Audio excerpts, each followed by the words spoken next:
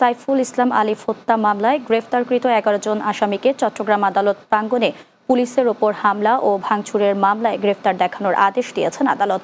সোমবার সকালে Chittagong metropolitan magistrate Mohammad Abu Bakr সিদ্দিকের আদালত এই আদেশ দেন।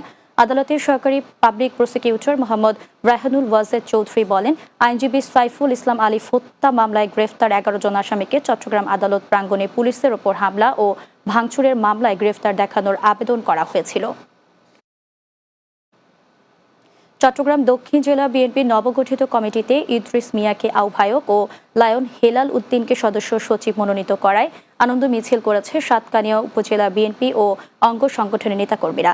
দুপুরে আনন্দ মিছিলটি উপজেলার কেরানীহাটের ২ নম্বর ব্রিজ থেকে শুরু করে চট্টগ্রাম কক্সবাজার মহাসড়ক সংলগ্ন কাঁচা বাজারে এসে শেষ হয়।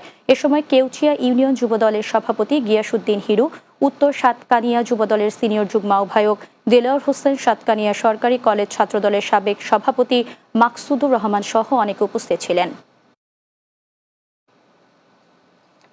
চট্টগ্রামে আল্লামা সৈয়দ মোহাম্মদ বদিউল আলম নইমির ৫১তম এবং আল্লামা মোহাম্মদ সৈয়দ রজভীর ১২তম ওফাত বার্ষিক উপলক্ষে মিলাদ মাহফিল অনুষ্ঠিত হয়েছে।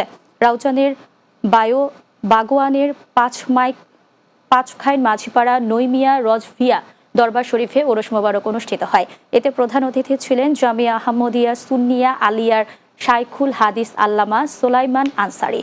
এ সময় উপস্থিত ছিলেন আল্লামা সালেকুর রহমান আল কাদিরি, আল্লামা মুফতি ফরিদুল আলম রজভী, অধ্যক্ষ আবু তৈয়ব চৌধুরী সহ আরো অনেকে।